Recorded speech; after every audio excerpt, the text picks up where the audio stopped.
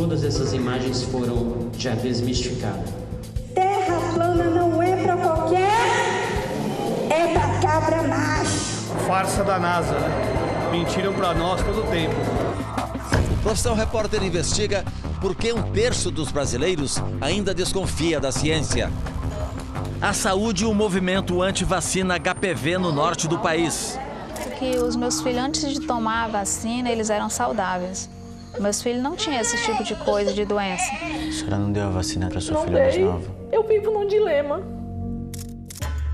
As evidências do meio ambiente. Vendo daqui, né, a gente vê que a natureza está se acabando. Eu achei que mudou para pior. E o aquecimento global.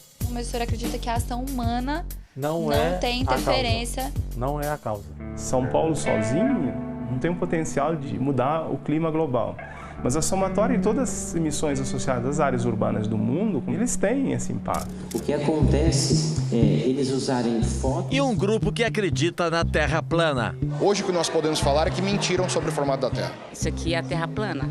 A Terra é plana. Você acha que os avanços tecnológicos que a gente tem até hoje, eles não levam em consideração a gravidade? Não levam em consideração a gravidade.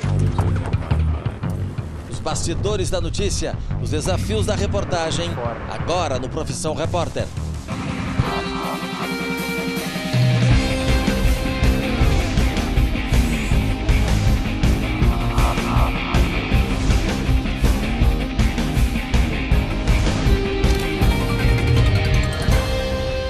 Uma das correntes que vem questionando a ciência é a corrente de terraplanistas. São pessoas que acreditam que a Terra, na verdade, seja plana e não redonda, esférica.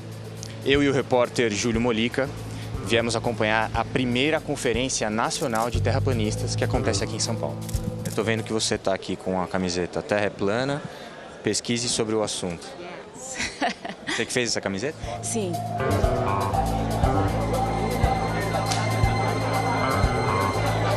Farsa da NASA, né? Mentiram para nós todo o tempo. Vamos entrar lá, Júlio. Os ingressos para o evento custam entre R$50 e R$110. Todos os palestrantes têm canais em redes sociais para falar sobre a Terra plana. Explicar para vocês um pouquinho o que nós sentimos, tá? Quando você descobre que a Terra é plana e o que isso muda na nossa vida. A Terra plana é simples. A Terra globo não é não. Na realidade é falso. Todas essas imagens foram já desmisticadas. E alguns erros que a gente vê, por exemplo, de gravação em filmes de Hollywood, esses astronautas começaram a cometer. E a gente não sabe o que tem fora daqui, ninguém sabe. Então é isso daqui, gente. Terra plana não é para qualquer, é da cabra macho.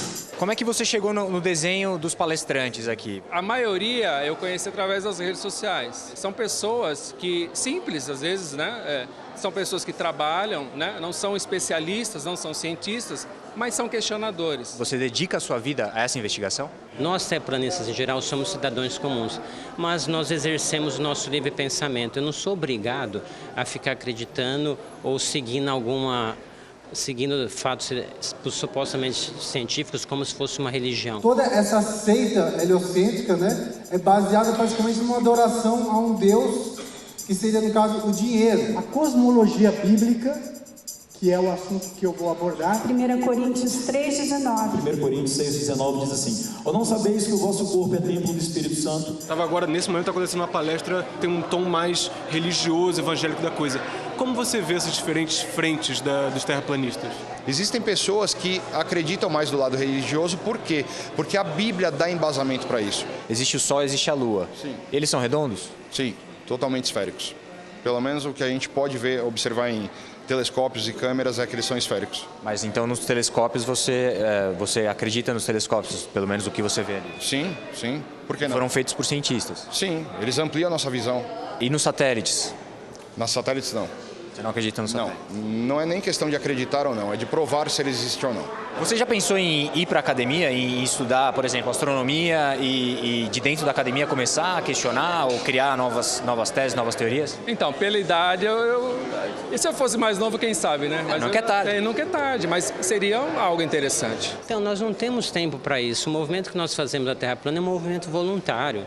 Começou entre amigos trocando informações, divulgando em canais de YouTube. Então, existe existe uma conspiração mundial, sim. Só que, infelizmente, a gente não pode desenrolar essa conspiração. Hoje o que nós podemos falar é que mentiram sobre o formato da Terra. Existe alguma suspeita de alguém ou de algum grupo? Sim, existe. Por exemplo? Existe. Mas você não quer dar nomes? Lógico que não. Por quê? Porque eu já sou ameaçado o dia inteiro. Você é ameaçado? Sim. Por quem? Por e-mails, por anônimos, por um monte de gente. Mas te ameaçando exatamente do quê? Por exemplo, eu vou te parar a qualquer custo. Se você recebe uma mensagem dessa, seria o quê? Ah, você recebe esse tipo de mensagem? Sim. Você já fez boletim de ocorrência? Não tem interesse de movimentar o Estado para falar que eu sou terraplanista. Não é só no Brasil que existem pessoas que acreditam que a Terra seja plana. A gente está no Texas, nos Estados Unidos, onde daqui a alguns dias vai ser realizada uma conferência sobre a Terra plana, uma das maiores conferências do mundo. E a gente já vê ali uma van, a van da Terra plana, ao lado ali também o modelo da Terra plana. Bom, a gente está vendo aí, olha, o Chris Pontius, ele é um artista que faz modelos da Terra plana. Ele está nos últimos preparativos para a conferência. Show me what you have here. Na verdade, as estrelas rodam devagar em torno disso. Se prestar atenção, vai perceber essa cúpula rodar bem devagar, porque pelo que temos estudado, a Terra não se move. Nós estamos estacionados. Para o terraplanismo, tudo se move ao nosso redor. Isso é educativo, pois mostra os diferentes padrões de todas as constelações. Eu fui educado dessa forma na escola. Todos nós fomos. Eu tinha 58 anos quando ouvi falar em Terra plana e pensei, não pode ser. Mas quando me aprofundei nas pesquisas, cheguei à conclusão de que ela pode ser plana. Hoje começam os trabalhos aqui na conferência. Vão ser 2 dias de palestras. Aqui o pessoal vendendo posters. Aquele ali diz, mantenha calma e ria da NASA. Filhos de Deus, Illuminati, governo secreto. Uma citação bíblica, Romanos 11:11. Isaías 49:16, símbolo da NASA com o planeta redondo, não é real, nós checamos. Bom, vamos entrando aqui então, Júlio. Faltam poucos minutos para começar. Os ingressos para participar dos 2 dias de conferência custam $250, mais de R$1.000. Como na Conferência Brasileira, os palestrantes daqui também são youtubers. Eles apresentam ideias bem parecidas. O homem nunca foi à Lua, a NASA é uma grande mentira, as fotos tiradas do espaço usam lentes que arredondam o formato da Terra. Encontramos diversas famílias com crianças. A pequena Meliá, de 9 anos, ganhou os ingressos da mãe de aniversário. Ela é educada em casa. Nosso método é, todos os dias ela acorda com alguma pergunta e nós vamos descobrir. Eu não sei tudo. Não acho que os professores saibam tudo. E não acho que nenhuma pessoa saiba toda a verdade. Vamos todos descobrir isso juntos. Are you anti-vax as well? Sim, com certeza. E eu tenho um bebê no forno, já estou grávida há 4 meses e ainda não fui ao médico e nem pretendo ir. Enquanto isso, Chris vende jalecos da Terra plana. Você parece inteligente e legítimo quando usa um jaleco de laboratório. As pessoas acreditam mais em você. O que você quer saber? Eu pareço mais inteligente agora? A gente está no deserto do Texas, nos Estados Unidos, olha só, quase nenhuma nuvem no céu. Esse é o cenário ideal para a existência de um observatório astronômico. E a gente veio aqui justamente conhecer o Observatório McDonald, a gente vai conversar com astrônomos e eles vão explicar para a gente por que a ciência diz que a Terra não é plana. O Observatório McDonald é um dos mais importantes do planeta. Uma equipe de mais de 80 astrônomos e engenheiros mora e trabalha aqui. Esse é um telescópio de 82 polegadas. Acredito que seja um dos mais antigos que ainda funcionam para fazer pesquisa à noite. Esse telescópio foi criado em 1936, como mostra essa placa na parede. Você pode estudar planetas, estrelas, galáxias jovens, galáxias velhas. Ele pode fazer absolutamente qualquer coisa. Convido Steven a rebater alguns argumentos que nos apresentaram para comprovar que a Terra é plana. Primeiro ponto, a Terra é plana e protegida por um domo. Isso explicaria por que não somos sugados pelo vácuo do espaço. Um pequeno teste seria transformar o segundo andar desse prédio em uma câmara a vácuo. Você coloca uma rolha no teto e tira essa rolha. O que acontece? É absolutamente instantâneo. O ar vai equalizar, você apaga e pode até morrer. O espaço não tem ar, certo? O espaço só é vazio. Por acaso é um vácuo, mas a gente só chama desse jeito. Ninguém puxou o ar do espaço para fazer um vácuo. Nós é que somos muito sortudos de estarmos em um planeta que tem massa suficiente para atrair a atmosfera. Mark também diz que acima da Terra plana estão o Sol e a Lua, e que a Lua não reflete a luz do Sol, e sim emite luz própria. Então a Lua seria exatamente como o Sol. Veja, a luz que recebemos da Lua é bem mais fraca, mas a cor, o formato, são exatamente os mesmos que recebemos do Sol. Isso mostra que ela apenas rebate a luz do Sol. Por fim, Mark lembra quando estamos na praia e vemos um barco sumindo no horizonte. Ele afirma que hoje conseguimos ver que os barcos, na verdade, não desaparecem, pois as câmeras estão com zoom cada vez mais potente e alcançam distâncias que nossos olhos não alcançam.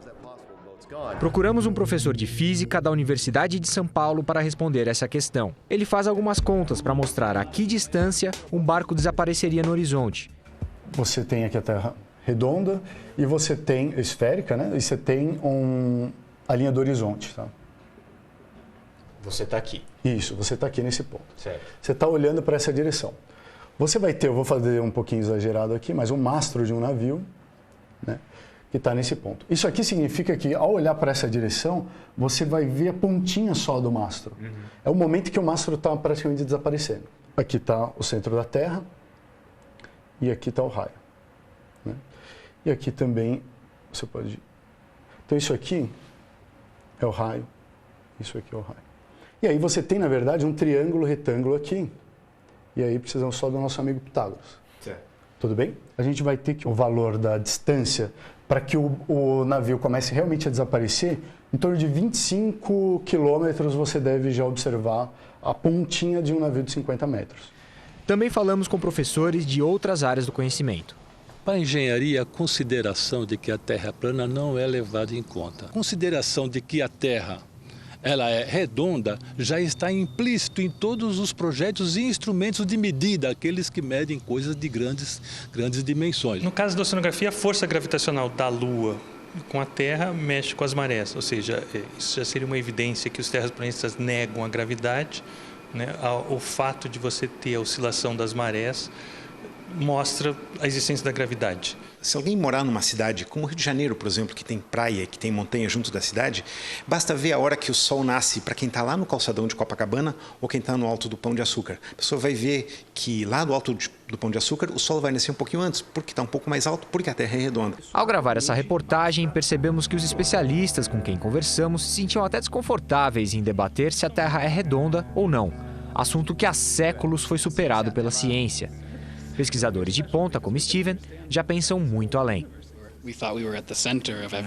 A gente pensava que estava no centro de tudo, mas descobriu que não está. Depois cogitamos estar no centro da galáxia, mas não. Estamos só num cantinho dela. E a nossa galáxia nem é tão grande. É só uma galáxia bem normal. É difícil a humanidade lidar com essa ideia de que não somos tão especiais, num sentido científico. Entender o universo, sim, é o que nos faz realmente especiais.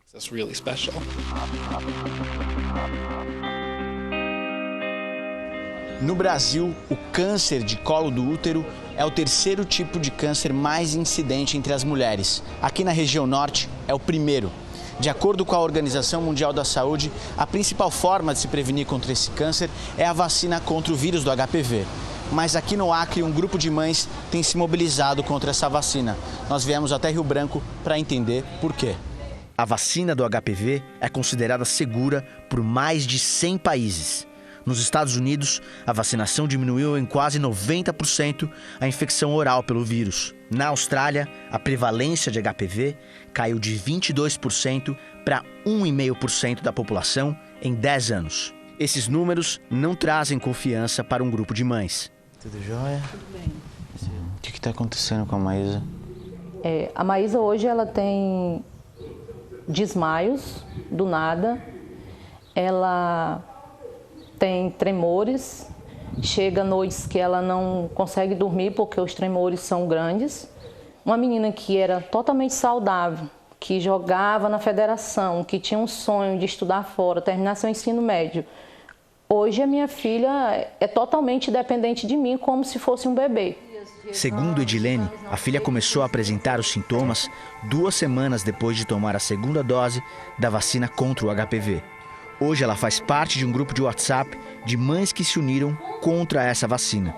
Para algumas mães, a desconfiança acabou se expandindo para outras vacinas.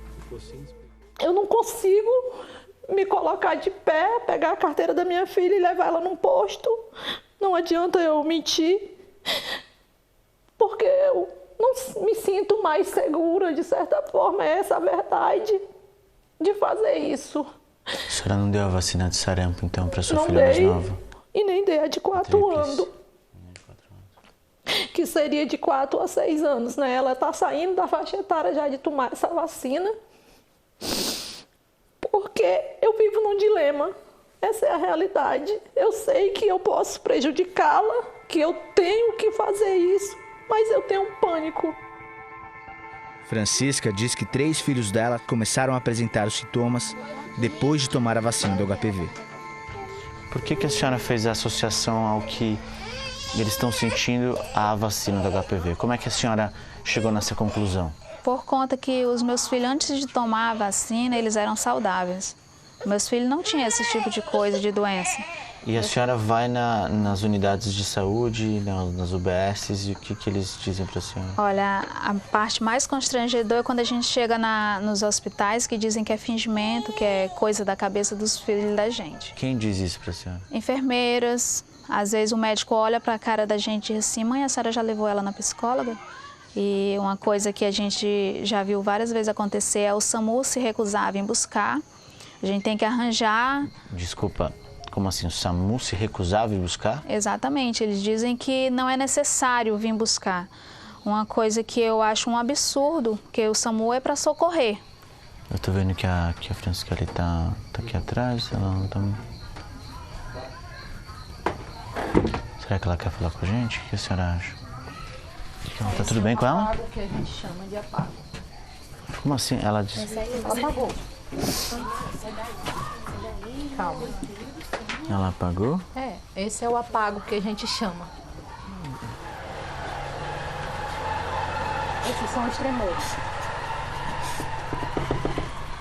Meu Deus do céu. Tchau, amor. Tchau, amor. Não, amor, vou levar meu celular.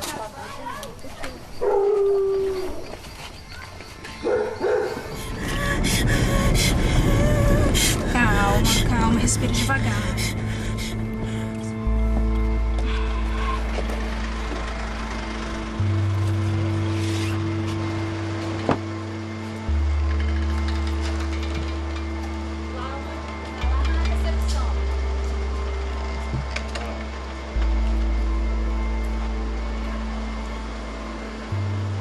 Vídeos de meninas com algum tipo de problema de saúde começaram a circular nas redes sociais. Isso uniu os pais e mães das crianças que tinham acabado de receber a vacina. Pelo menos 85 mães, em situação parecida, recorreram ao Ministério Público do Acre, que pediu esclarecimentos ao governo do estado e ao Ministério da Saúde. Um estudo foi encomendado à Universidade de São Paulo. 12 adolescentes que apresentaram os sintomas neurológicos mais graves passaram por exames no Hospital das Clínicas, em São Paulo. Desses 12 jovens avaliados, 10 com certeza têm o que a gente chama de crises não epiléticas psicogênicas. A crise não epilética psicogênica é uma crise que clinicamente, comportamentalmente se assemelha a uma crise epilética, a uma convulsão, mas ela não ocorre por uma atividade elétrica cerebral anormal, uma descarga epilética. Ela ocorre por um mau funcionamento do sistema nervoso central. Isso não está na esfera da vontade, isso não é uma simulação, nenhuma dessas meninas e meninos está forjando isso ou produzindo isso para chamar a atenção. Isso é um problema de saúde grave, sério, e que se não for tratado de maneira séria e específica, leva a esse tipo de consequência que nós estamos vendo, essa comoção toda que nós estamos vendo lá em Rio Branco. Algum componente da vacina pode causar a crise não epiléptica psicogênica? De forma nenhuma. A vacina é segura, os componentes da vacina estão bem estudados, inclusive os recipientes, são componentes que agregam valor à vacina e não tem nenhuma relação com doença psicogênica. Segundo o psiquiatra José Galute Neto, a Organização Mundial da Saúde prevê uma reação de ansiedade na criança ou no adolescente na hora da vacinação. Isso pode se dar com qualquer vacina ou em outra situação de tensão. Essa reação de ansiedade pode desencadear comportamento inesperado, sinais e sintomas de adoecimento. A USP recomenda que essa informação passe a constar na bula das vacinas. Eu acho que sempre a gente tem que melhorar a qualidade da nossa informação. Trabalhar para tornar esse termo mais conhecido, menos estigmatizado, né? E facilitar a compreensão do público. O Ministério da Saúde reconhece que houve uma demora de anos para que as famílias tivessem um diagnóstico, que a substância da vacina não tem relação com a doença dos filhos. Houve uma demora importante, principalmente no local da compreensão do fato, né? Então, os médicos locais não conseguiam estabelecer claramente um diagnóstico para essas famílias. A Secretaria da Saúde do Acre admite que houve falhas no atendimento às jovens que apresentaram os sintomas e que essas falhas reforçaram a descrença nas vacinas. Eu acredito que as manifestações, através dos relatos delas e do desconhecimento dos profissionais do que pode seguramente estar relacionado a um evento adverso pós-vacinal, fez com que essa informação se perdesse. Teve uma falha. Sim, exatamente. Na sua opinião, esse movimento das mães tem impactado nos índices de vacinação aqui do estado?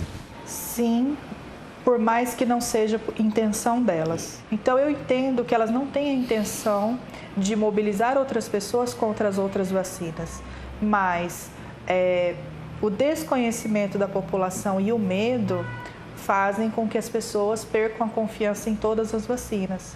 Oi, tudo bem? Deram alta? Deram alta, né? Com mais um anticonvulsivo. Teve algum diagnóstico? Não, ele pediu uma ressonância magnética e a gente vai agendar na segunda-feira ainda para levar para o neurologista. Os adolescentes que ainda não têm diagnóstico deverão viajar a São Paulo para fazer exames com os pesquisadores. Mas a Secretaria de Saúde do Acre não disse quando. Segundo o Ministério da Saúde, até o fim da semana que vem, os 12 pacientes que fizeram parte do estudo da USP serão atendidos em uma unidade de saúde com profissionais treinados. No próximo bloco, os que sofrem com a mudança do clima. Eu achei que mudou para pior. Pelo menos daqui, né, a gente vê que a natureza está se acabando. E os que negam a influência do homem no aquecimento global. E o rapaz que se engajou no movimento pró-vacina. Pedro teve que amputar os braços e as pernas aos 18 anos, quando teve um tipo raro de meningite. Na época, era impossível de se imunizar.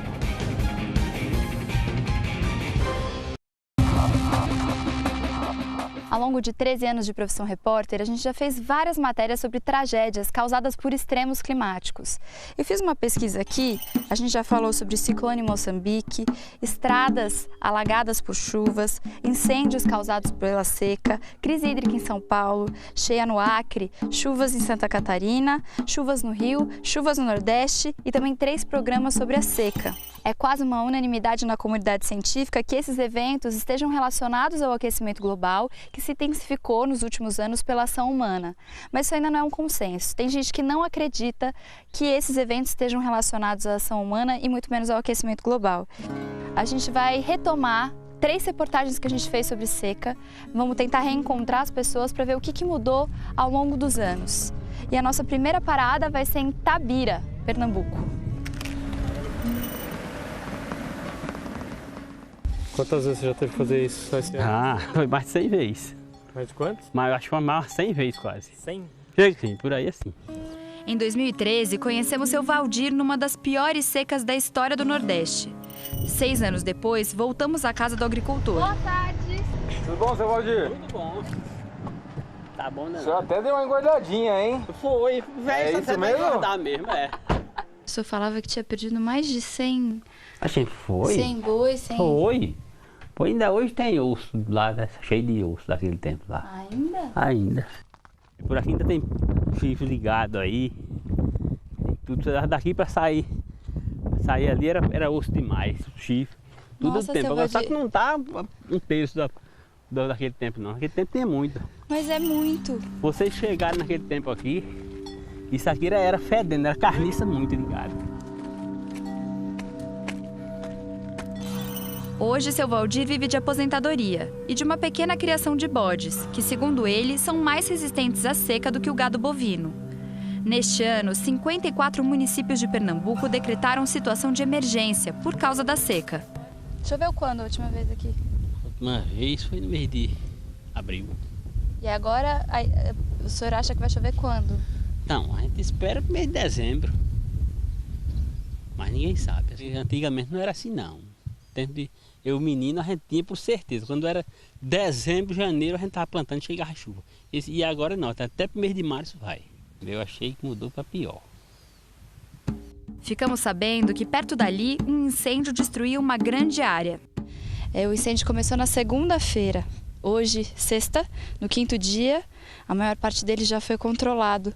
Mas a gente consegue ver um pouco da devastação que ele deixou. E o incêndio chegou a se alastrar por mais de 2.000 hectares. As queimadas, segundo dados do Ministério do Meio Ambiente, são uma das causas do agravamento do efeito estufa.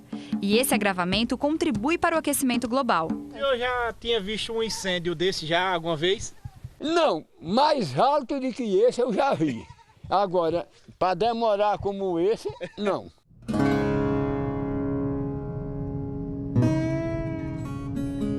Falaram pra gente que essa aqui é a casa do seu Manuel. Tudo bem? Mara, foi que veio da outra vez não, né? Não, da outra vez foi a Eliane. Foi a Eliane.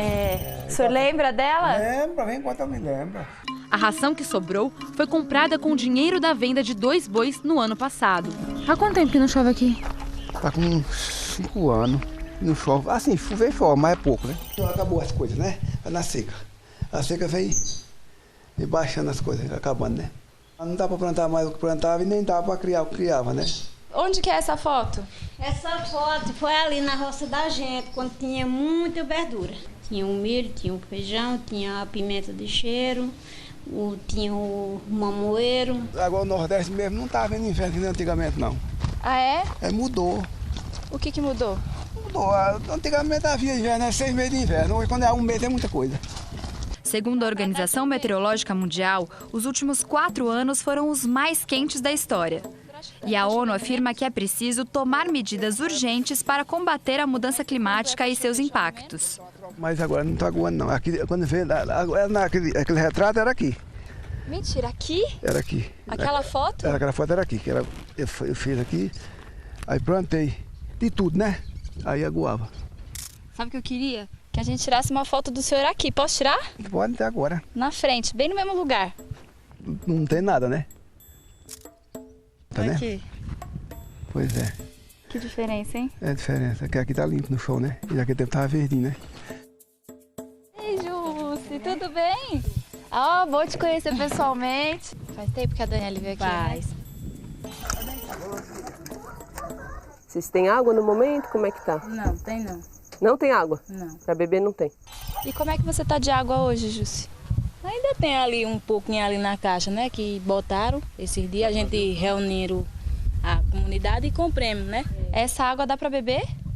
É o jeito, né?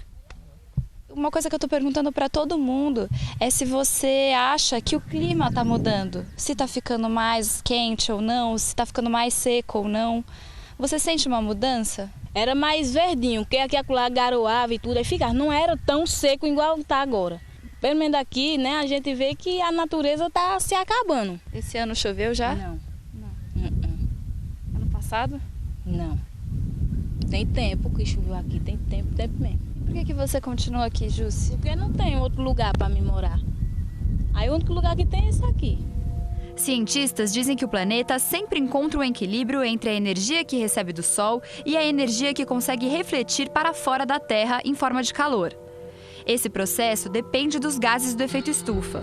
Se eles estão em níveis normais, a troca de energia ocorre sem problemas. Se há um excesso de gases por conta do alto nível de poluentes emitidos pelo homem, por exemplo, a energia não é refletida para o espaço e as temperaturas aqui na Terra aumentam.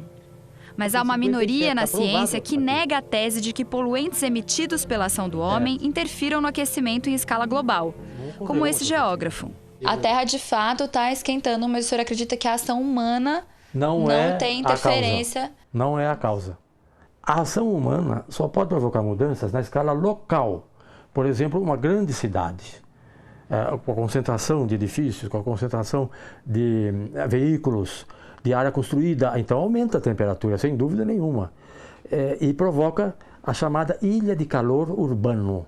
Mas a maioria da comunidade científica diz que a ação do homem gerando poluentes interfere sim na aceleração do aumento das temperaturas em todo o planeta.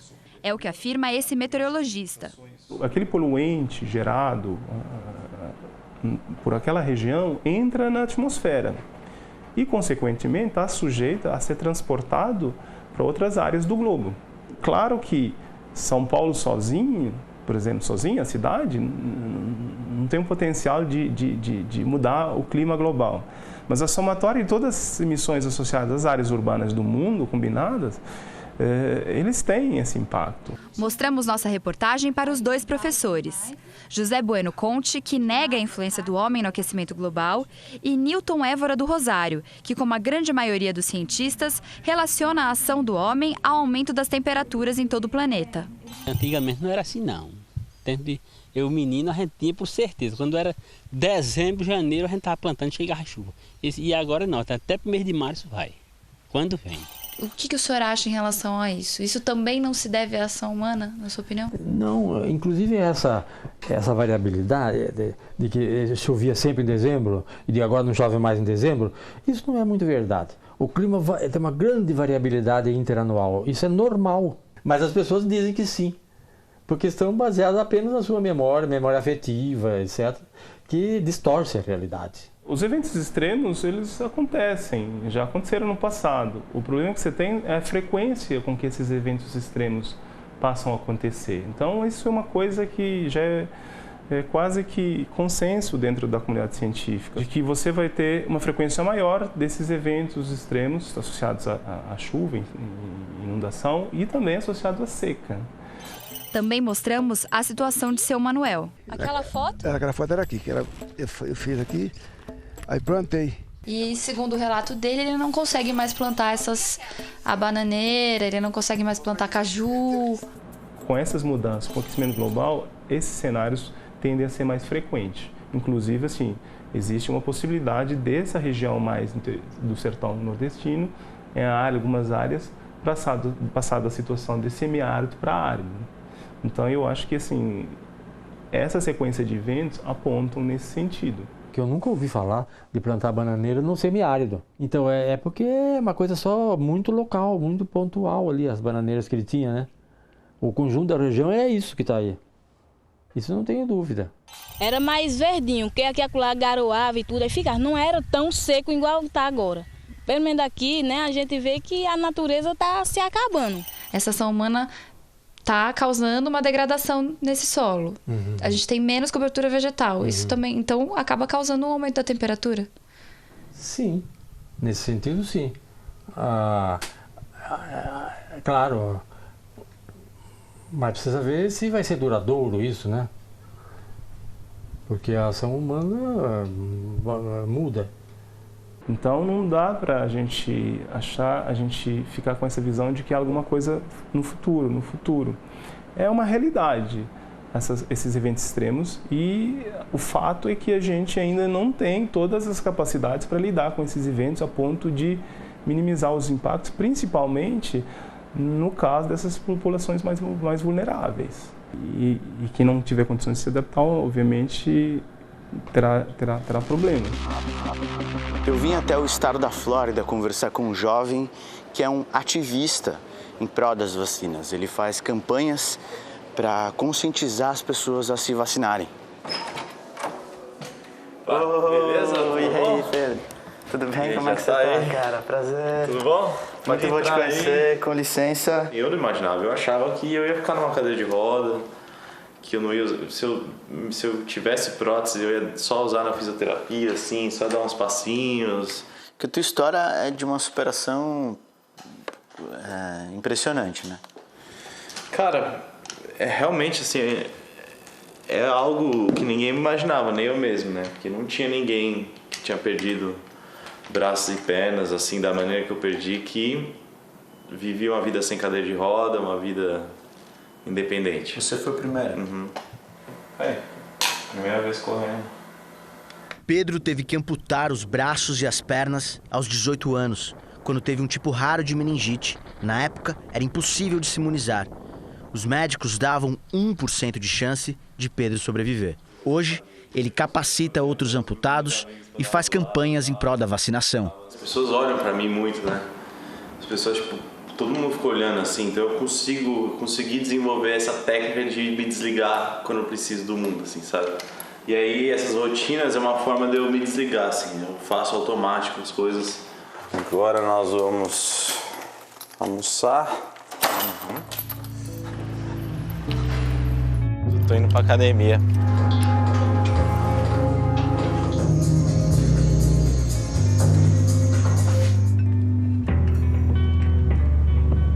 Você tá aqui, independente, bem, por causa da ciência. Com certeza, por causa da ciência, tanto da ciência prática ali, dos médicos, quanto a ciência dos desenvolvedores de remédios, de equipamentos médicos, todo mundo. Por que você acha que existe uma desconfiança crescente em relação à vacinação? Eu já venho trabalhando com essa causa faz uns 4, 5 anos. Faz 1 ou 2 que começou esse assunto de anti-vacinação, que para mim é um paradoxo muito grande, né? Como é que alguém pode ser anti-vacinação, sendo que você vê os gráficos, toda vez que a vacina é introduzida numa sociedade, a doença despenca. E a gente tem aí uma corrente de desinformação muito grande, de paranoia. A doença não se manifesta porque as pessoas estão protegidas. A partir do momento que as pessoas não estão protegidas, há uma chance da doença voltar, como houve agora com o sarampo. Eu vivo super bem, sou super realizado, sou feliz, porém, eu adoraria se eu pudesse focar mais em amputações por outros motivos, a não ser motivos que são preveníveis através de vacina. Porque são coisas que a gente já poderia estar fazendo.